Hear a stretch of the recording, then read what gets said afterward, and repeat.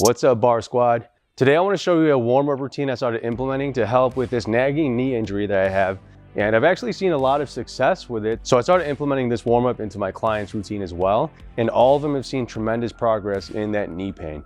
So I'm gonna give you guys an insight look on how to fix your knee pain. Let's go. All right, so we start off with a backwards treadmill walk. Now, me personally, I really only do this routine when I'm doing a lower body day. However, if you're a weightlifter, pretty much every training session is going to be lower body since you're pulling off the ground. And when you're catching, it's always in a squat position. Even if it's a power, power clean, power snatch, you're still catching maybe at parallel, slightly above parallel, but it's still a squat pattern. So your knees definitely want to be warmed up for that. So I would say walk backwards anywhere from 2 to 5 minutes. Now, if walking upright's a little bit too easy, to challenge yourself more, you want to get into a quarter squat and then treat it like a back pedal. Now here, I'm focusing on pushing through my quad. I'm going through the ball of my foot, pushing forwards, trying to drive through my quad. Now this is a manual treadmill. If your gym has one with a motor in it, that's fine. You just want to make sure that you're going backwards. Again, the lower you get, the more you're going to target that knee. Really what we're trying to do is elevate your core temperature so that we can get into the mobility part of the routine. You never want to mobilize with cold muscles. Your muscles are like rubber bands. Have you ever tried to stretch a cold rubber band? They're more likely to snap. You definitely don't want to do that to your muscles. Whew, that must have been 2 minutes. On to the next one. All right, now that you're nice and warm, you want to grab a slant board, and I do one leg at a time. I'm thinking about actively pushing the ball of my foot down into the slant board. I'm driving my weight forwards as far as I can. My heel is coming up just a little bit, but that's not really the goal. The goal is to create as much flexion in your ankle to stretch the ankle, the calf. Really, wherever you're tight, you're gonna feel it. Wherever you're tight, hang out in that position. I would say do at least 1 minute per side. Hang out here as long as you have to, and then obviously do both sides. Now, I've seen people, they kind of just come to either a step or something with a little bit of a ledge and they just let their ankle hang off. I don't like doing that because I'm more focused on trying to stay balanced the whole time than I am feeling the stretch. So if your gym does not have a slant board, don't worry about it. We can do something different. What you can do is grab a heavy kettlebell. You're gonna hold on to an upright to help keep you upright. And you're gonna wanna place this kettlebell as low on your quad as you can, basically on top of your kneecap. Now I'm holding this deep squat position. Again, I'm actively pushing the ball of my foot down and I'm letting this kettlebell drive my knee forwards, creating as much ankle and knee flexion as possible. If your ankles and your calves are tight, that's gonna limit the amount of ankle flexion you have, which is gonna limit your depth on a squat. And that's gonna cause a little bit of knee pain. And if your gym doesn't have a kettlebell, get to a real gym. All right, for this next part, I actually like to do this with my shoes off, especially shoes like this.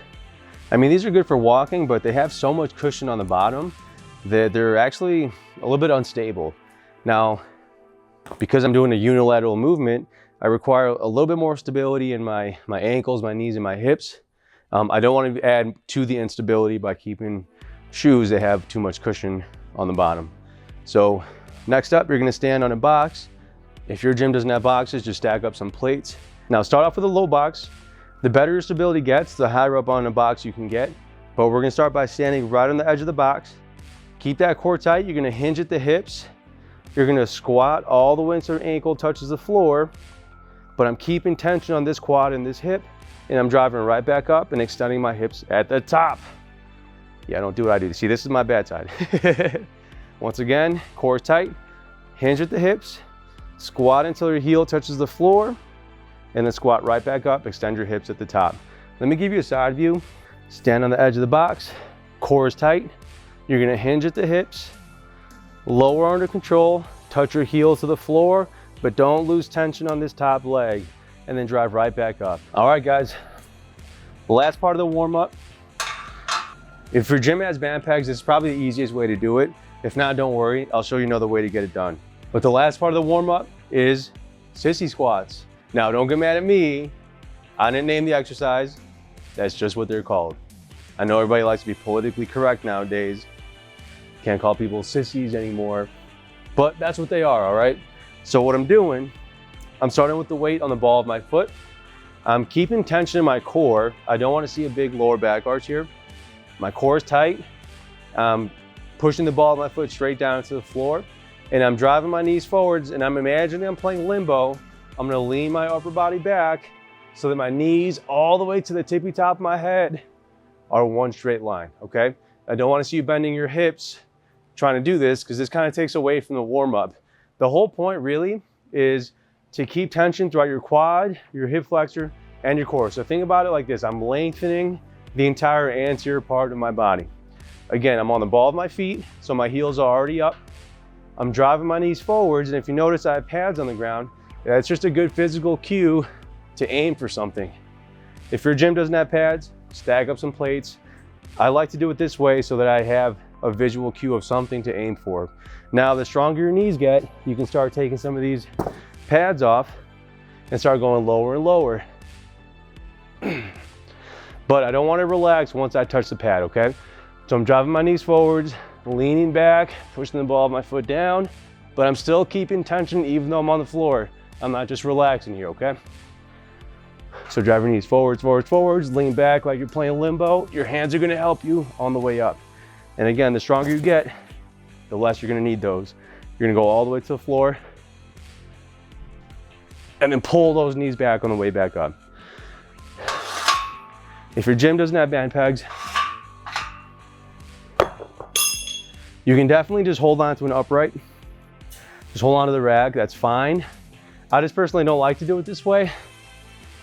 It just feels a little sketchy to me, but that's just a personal preference. Another way to do it is by grabbing a barbell, setting the barbell up about chest height, and doing it the exact same way I just did with those band pegs. And typically with these, I'll do 2 sets of 10. And I don't know if you could tell, but I'm already sweating just from showing you guys a couple of reps at a time. If you go with this whole warm up, you should be warm by the time you're done with 2 sets of 10 here. And you should be ready to start lifting some weights. So give these a go. Now trust me, this warm up works. It's worked for me personally, it's working for my clients, and I know it'll work for you guys too. Have a good day. Peace.